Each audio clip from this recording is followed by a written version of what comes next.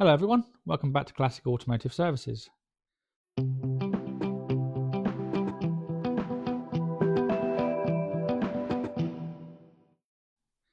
Right, this week we've had a number of different cars that we've worked on this week. So at the beginning of the week it started off, we had a Jaguar XJS which came in for a sloppy gear change, and that had broken mounts on the gearbox as well, where the gear selector actually bolts to the gearbox. So we had to rectify all that. So I filmed that in a week of what the issue was. So we'll put that in a video in a minute. And then we had a red TR7 V8 came in. That came in for rear axle swap, as the owner wanted a different ratio. He wanted the TR8 ratio put in it, which was a 3.08. And he also wanted a general look over and a safety inspection, check the whole car over. And I'd fixed his window regulator as well, so that broke the day we were dropping it off. So we got all that sorted. Again, I think I've got a bit of video footage on that. So we'll put them in now of the Jaguar XJS and the TR7 V8, and then we'll move on to what we've been doing for the rest of the week. Right, here we've got another Jag in. So we've got this nice 3.6 XJS. So it's a manual. And what it's in for, I'll show you. Shame someone's keyed the side of it. So some jealous arsehole. But inside, if I can get in, there we go. Right, what we've got to do, the customer's already taken all the centre console apart and started trying to do his job himself, and realised that it's not something that he can do. Well, he can do, because he can't get the car up in the air. The gear stick is, if we look inside, all the remotes moving. He's got some cable ties on at the moment just to hold it so he can get it here.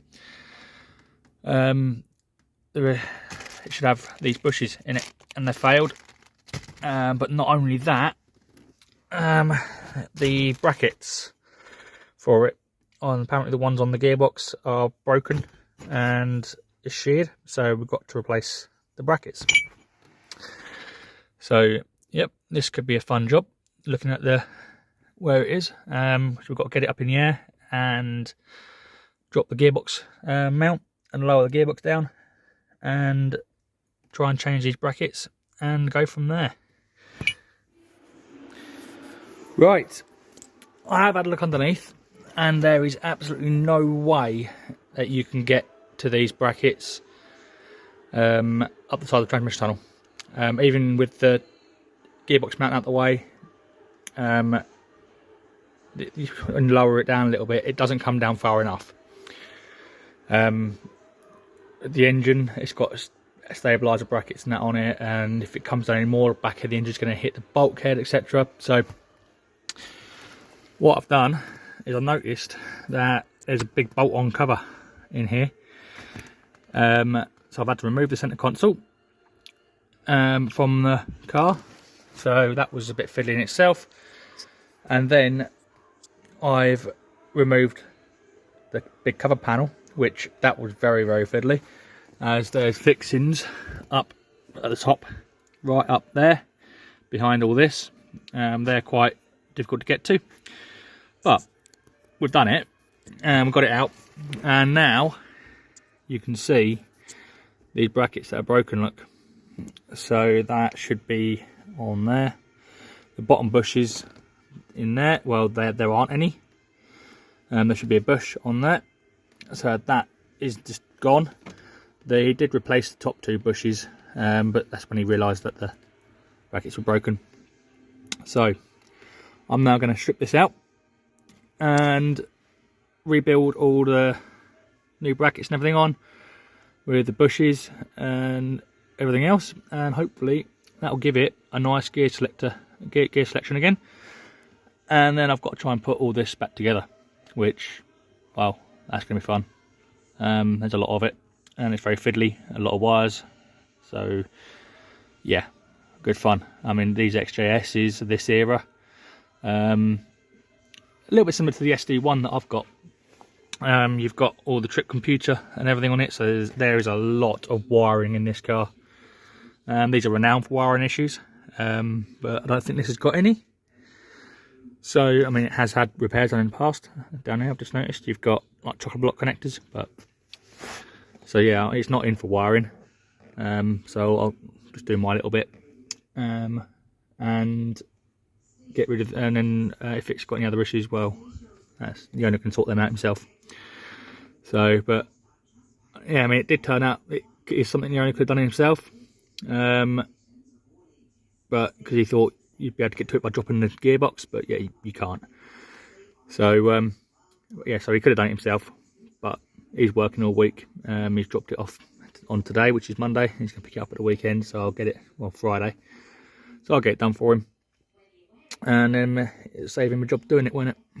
So, right, I'll get these brackets changed, and then we'll go for, then we'll have a look, see how good the gear selection is after that. Right, here we go, all sorted. So we've got the new brackets all in, lower bushes fitted. Move everything right away. Lower bushes fitted, reinstalled the top ones, and it's now nice and positive. Exactly where it should be. Get all the gears, go to reverse, there we are. Every single gear, and this is now absolutely solid, just like it should be. So I'll get the interior all put back together, and this one's good to go. Right, now the Jaguar is all finished. It's not left us yet, it's outside, but we've now got this very nice little TR7 V8 in. So what it's in for is a safety inspection, and a general health check, and also to change your rear axle. So I'm already part way through removing the axle. Hang on. So yeah, I'm already part way through removing the rear axle. So it's pretty much ready to drop out now. All I've got to do is not take these bolts out, which I've already loosened. That shock absorber was already undone. This one I'm about to undo, but I thought I'd just show the state of these rubbers. So while it's out, I'll replace the shock absorber rubbers. They're completely buggered. So yep, it's actually not a bad little car, this one. So it sounds quite nice with the rally exhaust on it. So it does go quite well, I'd assume, as it's got Edelbrock 4-barrel carb on it. It sounds like it's got a little bit of a camshaft or something in it, so it's going to be quite leery. One thing I don't like is that exhaust pretty much touching the fuel tank. It's very, very close.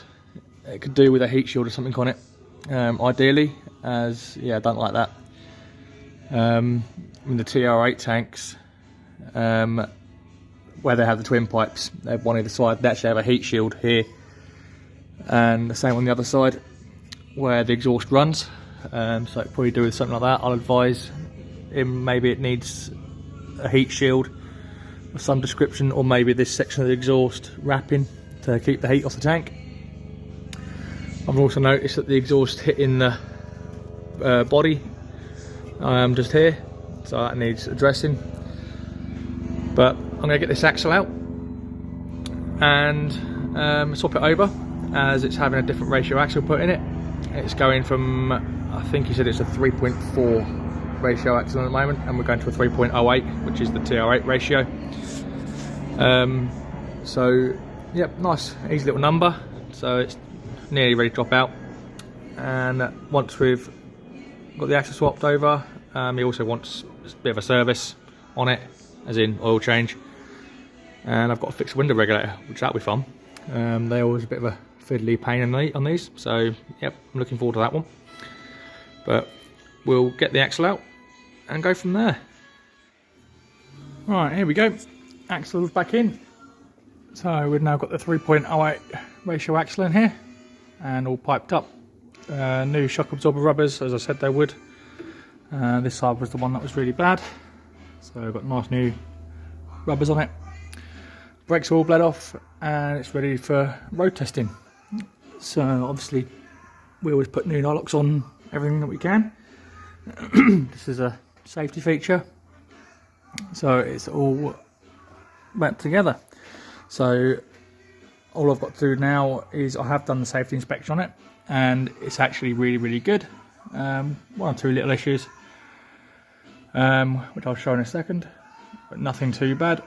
So I've got to do the window regulator and change the oil, which isn't too much of an issue. I've got to change, I won't have time to do the oil today.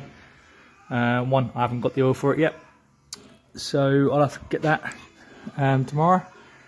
But one of the things we've got is a bit of corrosion in here, which it's not the worst I've ever seen.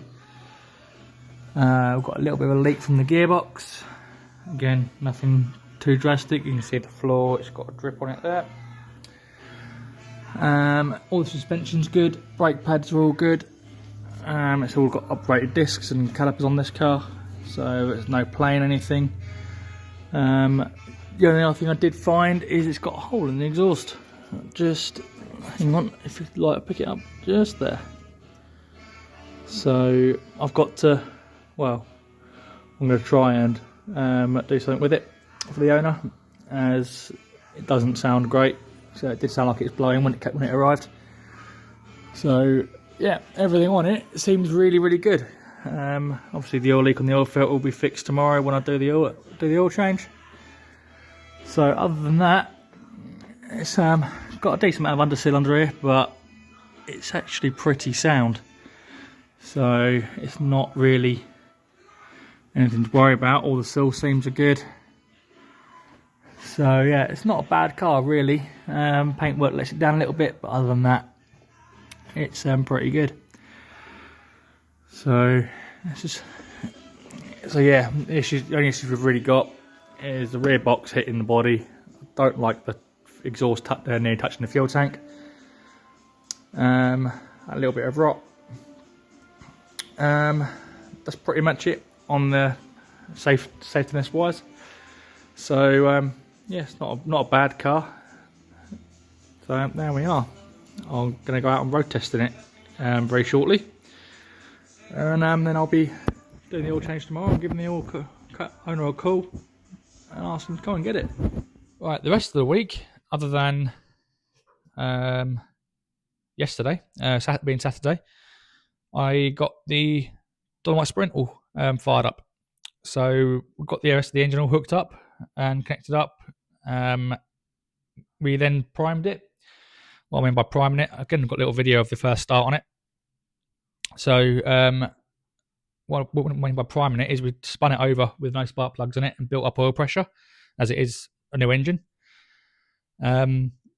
While I was cranking it over with no spark plugs in it, I checked the ignition timing just by earthing the number 1 HT lead, and with the strobe on the, I managed to crank it over and check the ignition timing was close enough to run, and it was within a couple of degrees. So then put fuel in the carburetors and tried it, and well, it literally went first turn. It was by far the easiest engine I have ever had to do a start up on from a fresh build. And very often, because nothing's set up, i.e. the carbs, because all the carburetors have been apart and been gone through, ignition time can be a little bit out, although I did check it before I tried. They can sometimes crank a little bit before they try and go. This one didn't. Literally pull the choke, spun it over, and it literally went first turn, and it ran really well. So got a little video of the actual first startup, which we'll put in at the end of the video, and also got another little video of it running as well. But I will spin it over now and see if it will go, which it should do. Can't see any reason why not. So then we'll have a look at the Porto Red TR8, which is above it at the moment, as the weather's really bad outside at the moment. So we've decided to not film the car outside today, as it's pissing down with rain. But we'll see if she'll fire up. So it does sound very nice for a Sprint engine, as these Sprint engines are often quite clattery on the top end where people don't set them up properly. But this one seems pretty good. So the engine stabilizer bar still isn't on yet. so it does rock a bit. I'm waiting for the new one to arrive. Hang on, ignition on.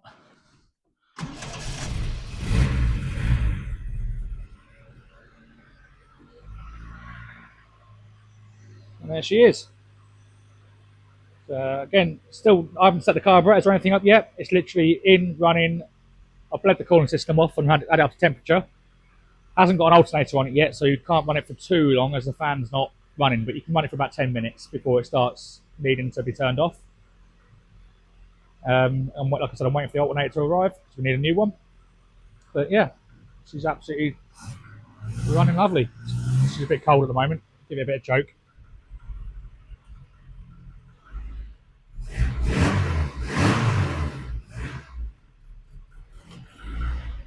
So yeah, running absolutely lovely. So it'll run even better once it's set up as well. Ow, that hurt my back. So yeah, once it's set up, she'll be running like a little sewing machine. So that's where we're up to. It's now really close to being driving again. I need a clutch master cylinder reservoir, one of these, as I've got two. That's the original one, and it was all just rusty and horrible. I've actually got some photographs of this before. I blasted it. I didn't give it a heavy blasting, just a light blasting because they're only thin, and you can see how thin they are. As this one, it's got holes in it, so it's all rotten. It's got holes around here, holes around here where the strap sits. So it's just full of holes. And then I got another one, and same story. I cleaned it up, and this one actually looks really good until you start looking closely. And I don't have the camera pick it up because they're so small. But I mean, it'll pick that one up. There's a few pinholes around there, right around there, and there was a pinhole on the bottom as well, in here where this bit of corrosion is. There's a pinhole in the bottom of it as well. So again, that one's no good. So I need a clutch master cylinder reservoir, and once we get one of them, get an alternator. We can bleed the brakes, bleed the clutch, as there's no fluids in the brakes at the moment either, because we've gone through all them. If anyone's been following the car, we've repiped all the brakes. We didn't rebuild the calipers because it's already got new calipers on it. New rear wheel cylinders, all new flexi hoses. So we've done a full recommission on the brakes on it.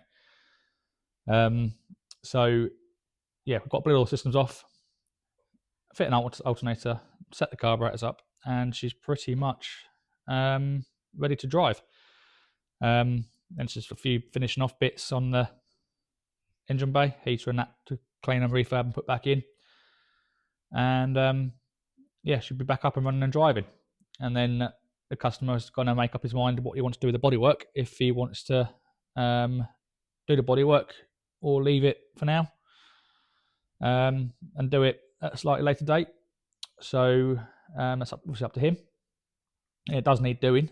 There is quite a few bits around it that need doing. It's not structurally rotten or anything. It's just got scabbiness around the doors and around the front and things like that. So it's not drastically rotten. Once it's up and running and driving, it's usable as it is if you really want it to. We've got to fix the Orbasto. The roof has got a little bit of rot in it. That's one of the things that needs to be sorted out underneath the vinyl. But other than that, it's not a bad car.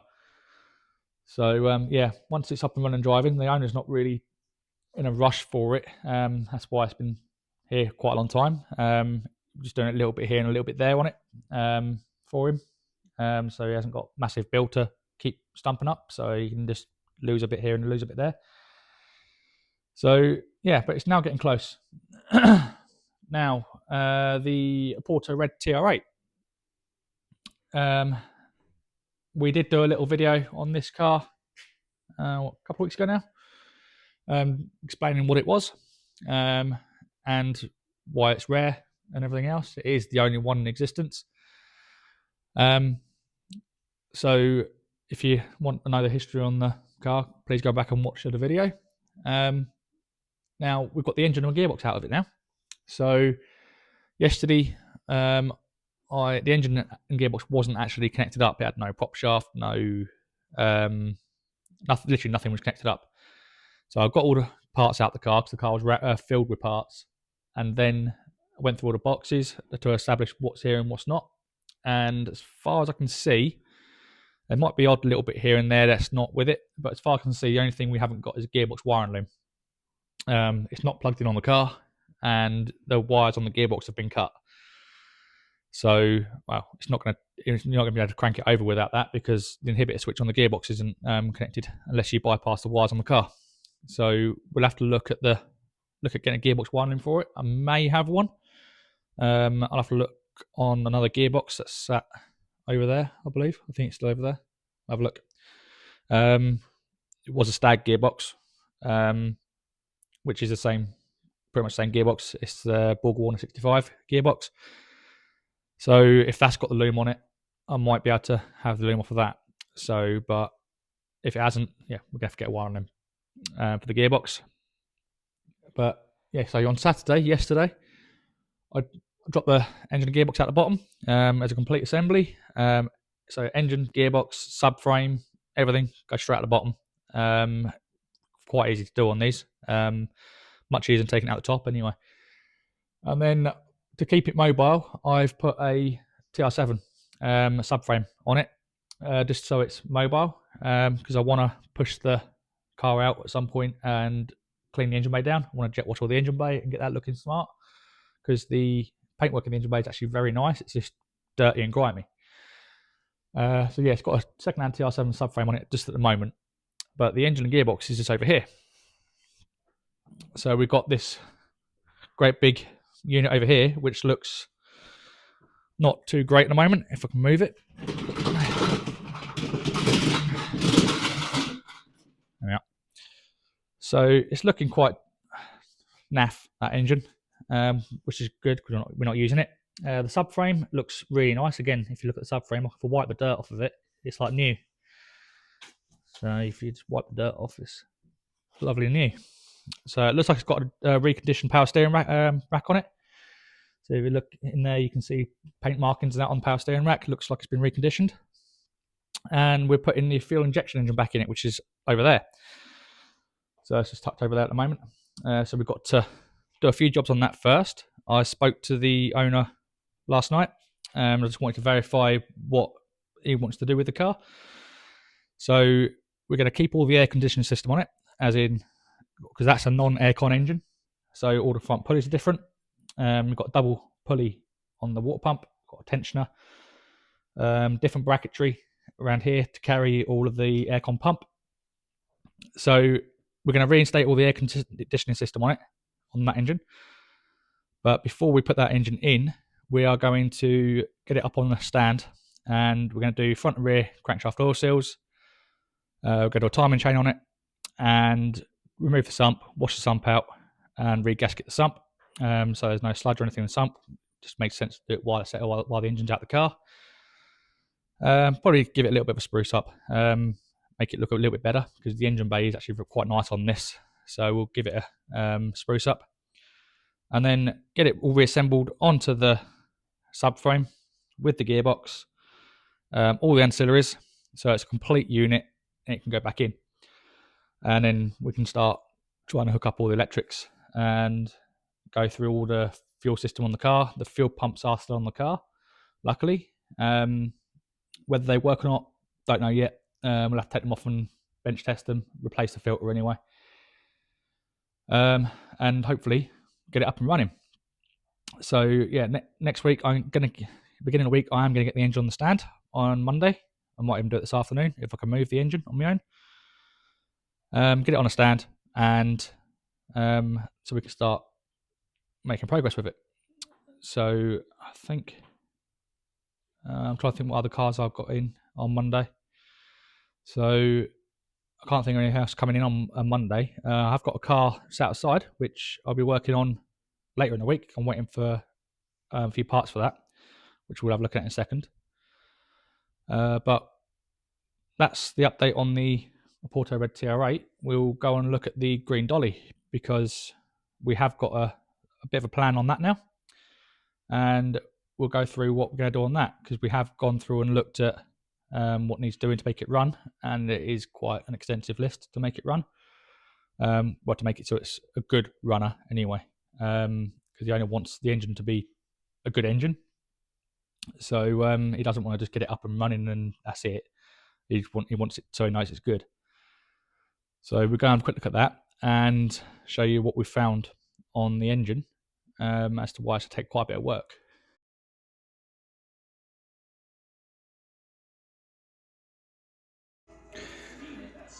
Right, we finally got rid of the Jaguar XJS and the TR7 V8 that we've done the axle swap on.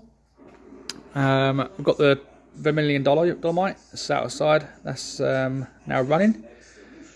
It's not driving yet. I need a clutch master and a reservoir for it, but it's not far off of being drivable. So, but we've got the Porto Red TR8 on the lift now, as I'm about to start removing the engine and subframe. Just see on these to drop the whole lot as assembly straight out the bottom. With the gearbox, everything straight out the bottom. Swap the engine, put it back in. So I thought, while it's up on the lift, we'd literally have a quick look over it. I've got all the stuff out the car now. It was rammed with parts. The original fuel injection system and lots of spares. Aircon pipe work and aircon radiator and things like that. So we've got all that out. I've gone through what's here and what's not. It appears to be mostly here, but I thought I'd put the underneath it. It's very good underneath. It's very, very solid underneath. I would guess it's probably a Californian car, as it looks all original. Can't see any traces of any welding anywhere. So, but we've obviously got the radiator pack with the twin fans, which is for the aircon setup on these. But stuff that I've seen so far, obviously the power steering pump is just sat here. Sorry for the poor lighting, that's just chucked in there. We've got pipe work disconnected here, there and everywhere. We've got there the transmission, I'm not going to see it, the light's too bad.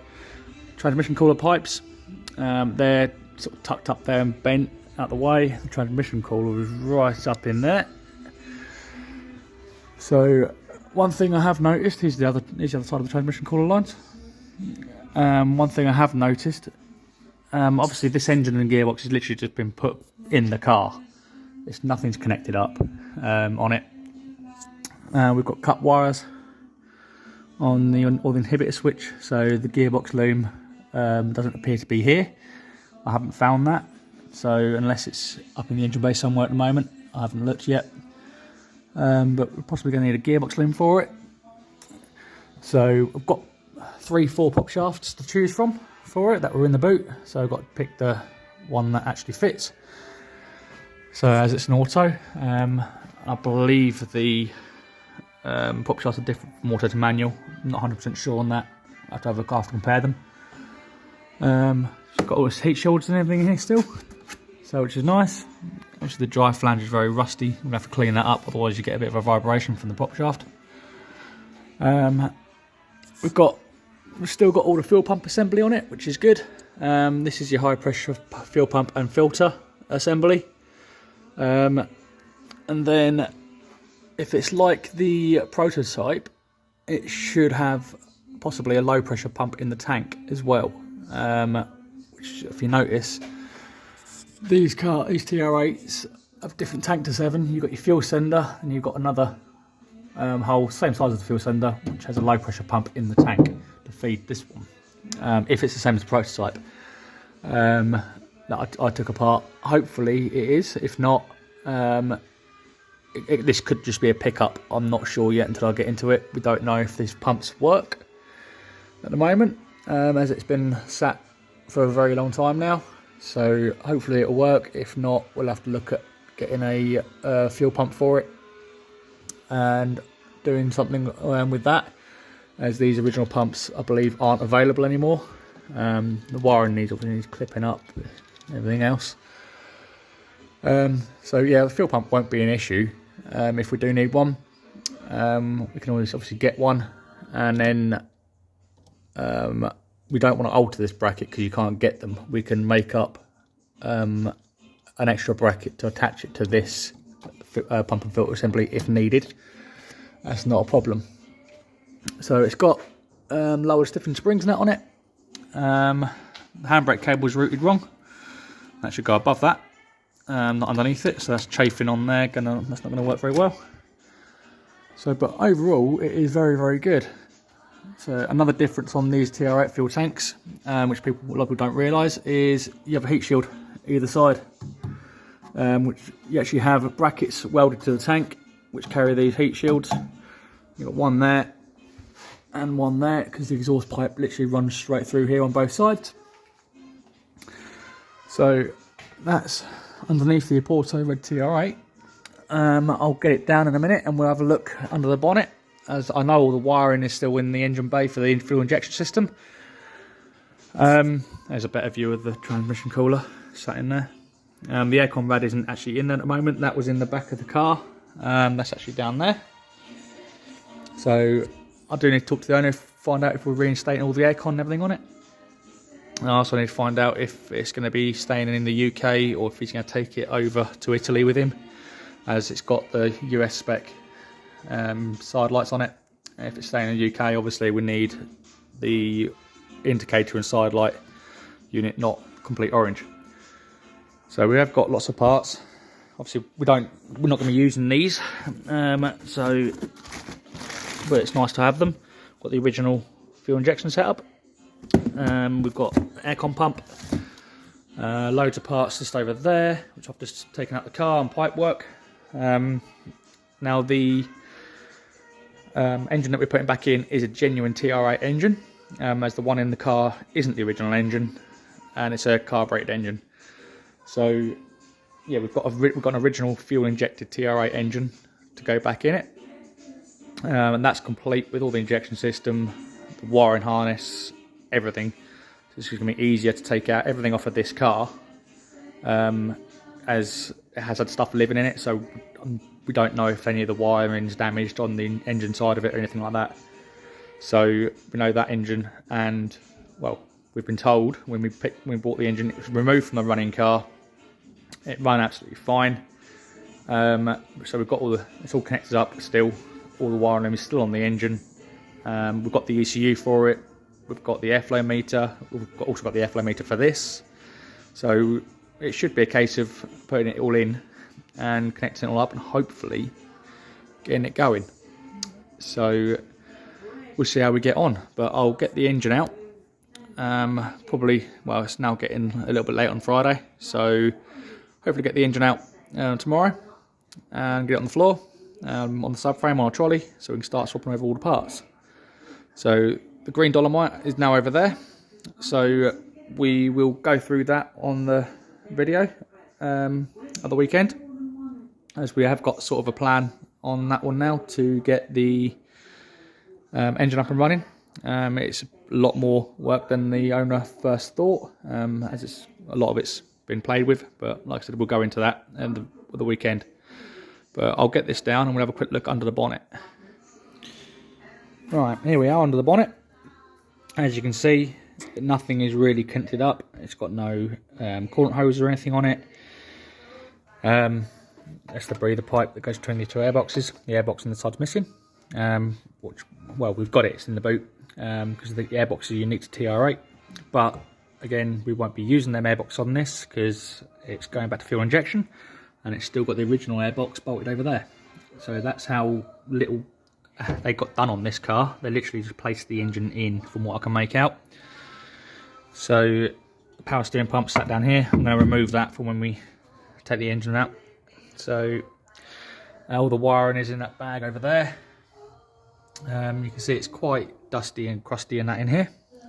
So we'll give it a good clean up when we get the engine out. So there's all the wiring for the aircon. So this is just purely aircon, all of this stuff. So I believe it runs the fans and etc. For when you turn the aircon on. If we go around the other side, I'm going to have to look at the wiring diagram as to what all them relays do for the aircon anyway. I'm not that clued up on the aircon system on them, but I can soon work it out with the wiring diagram. So yeah, hoses, look, that's either been cut or it's been chewed. Wiring's a bit suspect on the ignition system. It's all been messed around with. That's actually unplugged. And yeah, it's all been joined and taped together.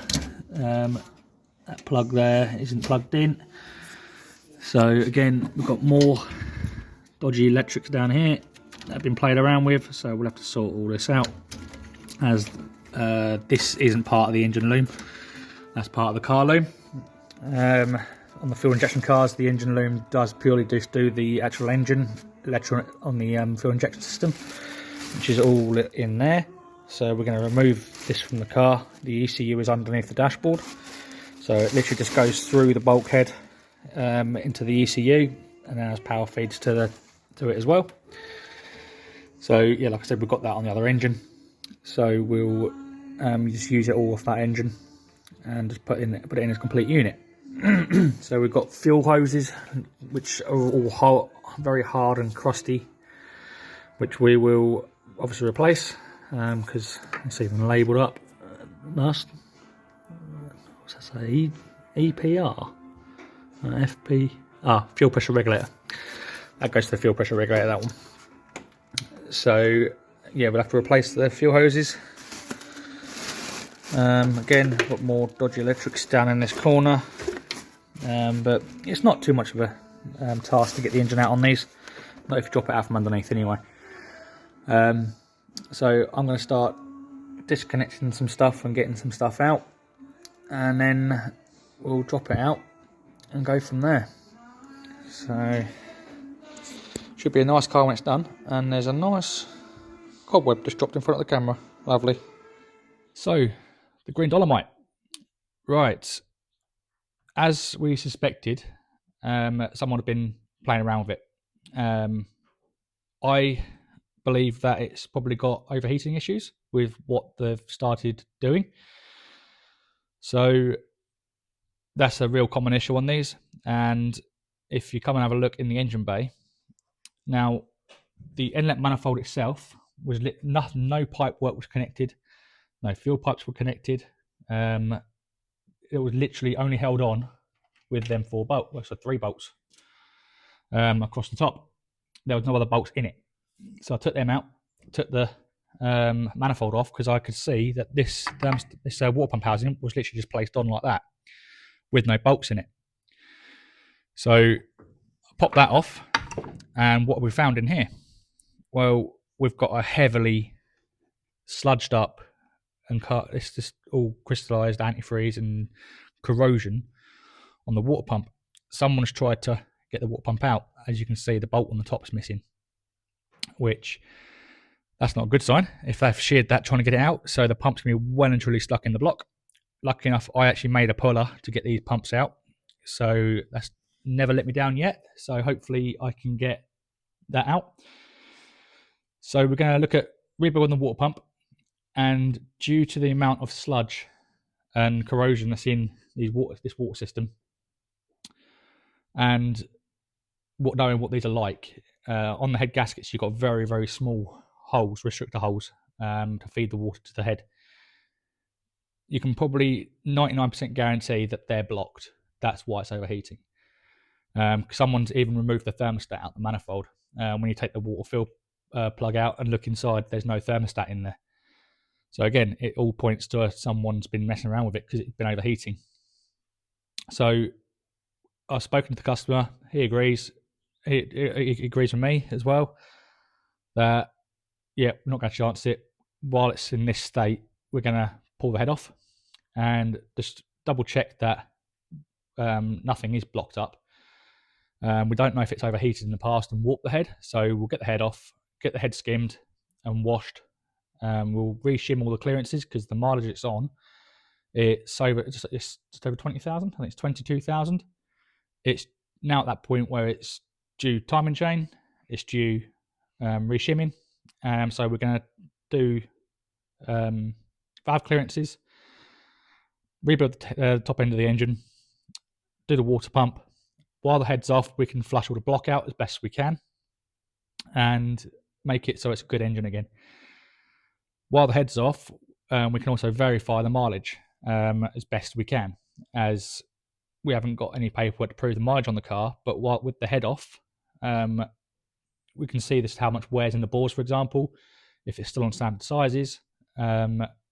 Just to you can generally get a good indication of what the mileage is if it's still got its original timing chain and tensioners in there, Reynolds chain and Reynolds tensioner. It's going to pretty much verify that the mileage is pretty much correct on it, which we don't disbelieve the mileage, but we can verify it to some extent. So that's the plan with this, is to make it so it's a good engine again.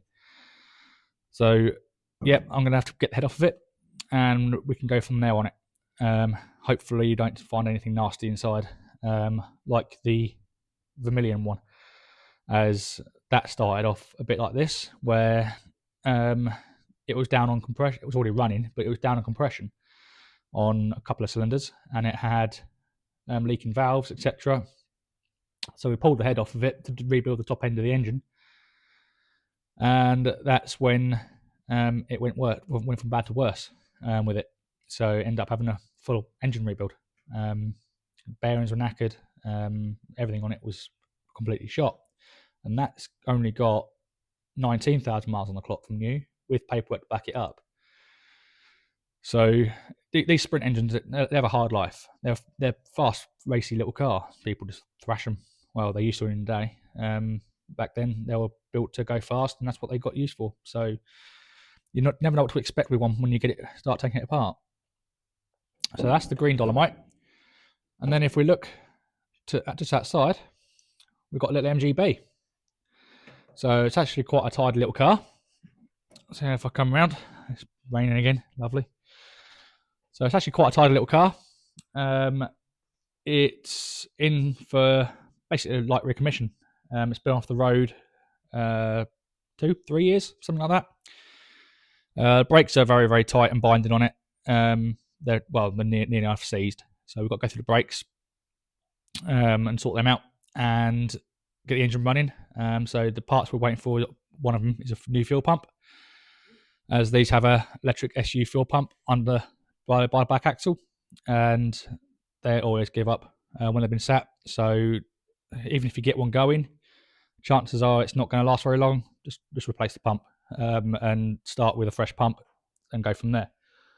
So yeah, I'm going to get it running, get the brakes all sorted on it, so it's running and driving back on the road, and it's actually going to be up for sale. Yes, wrong time of the year to be selling a convertible MGB, but yeah, the owner's going to sell it. It's been sat in the garage. Well, it's been sat in a garage for a couple of years and not been used. So it is very, very tidy. I've not had a look underneath it yet as to how good the underneath is, but from the exterior, it's probably going to be half decent. It's not a perfect car by any means. It's a very, very nice, usable little car. It's just a nice, presentable little car. You could take that to a show and it wouldn't stand out as being a wreck. It wouldn't win concourse, but it would fit in very nicely. So I think that is all we have this week. We'll put the little videos in like we said we would, and we've got the video of the first start up on the Dolomite. A couple of pictures of the Porto Red TR8 of the engine coming out. We haven't really got many pictures this week. I didn't really take many, which unlike me. I've just been getting on with it. So please like and subscribe, and we'll see you next week.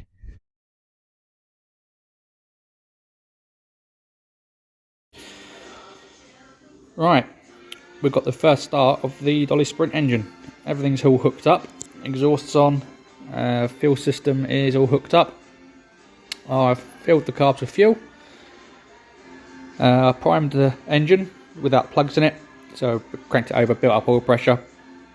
Ignition timing looks like it's pretty much bang on, so we'll see if it will start for the first time. So we'll have a go.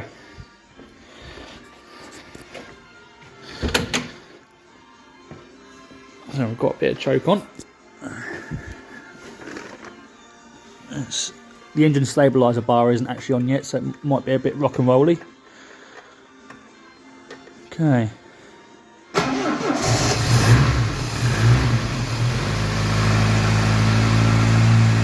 First turn on the button. Tiniest bit of smoke coming out of the exhaust. So camera will pick it up. So this is where it's burning off the oil from where I built it.